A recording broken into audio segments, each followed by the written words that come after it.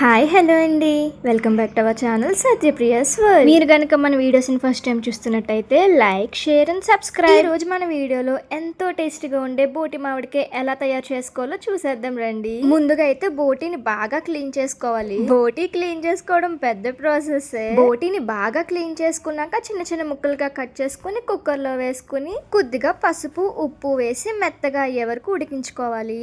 చూసారు కదా, మన బోటి మెత్తగా ఉడికిపోయింది. ఇలా ఉడికిపోయిన బోటిని వేరే దాంట్లోకి తీసుకుని మళ్ళీ వాటర్ పోసుకొని క్లీన్ చేసుకోవాలి. ఇలా చేయడం వల్ల మన బోటి మొత్తం క్లీన్ అయిపోతుంది. తర్వాత కడాయి పెట్టుకుని ఆయిల్ వేసుకోవాలి. ఆయిల్ హీట్ అయ్యాక మనం చిన్నగా కట్ చేసుకున్న ఆనియన్స్ అలాగే పచ్చిమిర్చి కూడా వేసుకోవాలి.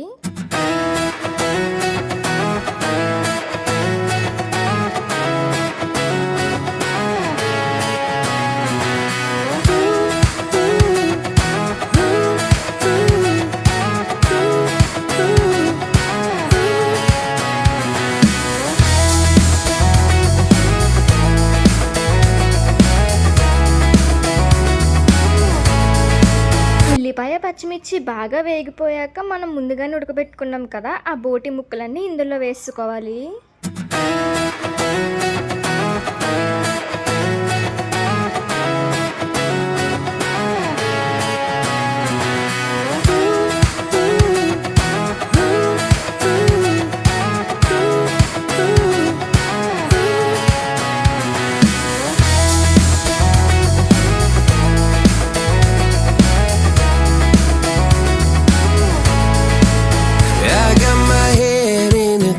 So high, feet on the ground, but I still get by. The rules were made for someone else to try, but not me, not me.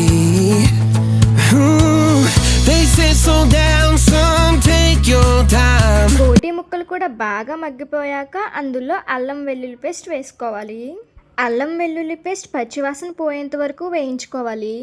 ఆ తర్వాత అందులో కొద్దిగా పసుపు, కారం వేసుకుని బాగా కలుపుకోవాలి. అల్లం వెల్లుల్లి పేస్ట్ కూడా పచ్చివాసన పోయాక మామిడికాయ ముక్కల్ని వేసుకోవాలి. మా అమ్మగారు అయితే పచ్చళ్ళు పట్టేటప్పుడు కొన్ని ముక్కలు ఉప్పులో ఊరబెడతారనమాట. అవి ఫ్రిడ్జ్లో స్టోర్ చేస్తారు, ఇలా ఎప్పుడన్నా కర్రీస్లో వేసుకోవడానికి. అదైతే టేస్ట్ చాలా బాగుంటుంది. మాకు అది అవైలబుల్లో లేదు కాబట్టి మామిడికాయ ముక్కలు వేసుకుంటున్నాము. మామిడికాయ ముక్కలు కూడా మెత్తగా ఉడికిపోయాక టేస్ట్కి తగ్గట్టు ఉప్పు వేసుకోవాలి. కొద్దిగా నీరు వేసి మూత పెట్టి 10 నిమిషాలు ఉడికించాలి. అప్పుడే మామిడికాయ పులుపు, బోటి రుచి రెండు కలిసిపోయి అద్భుతమైన కూర సిద్ధమవుతుంది.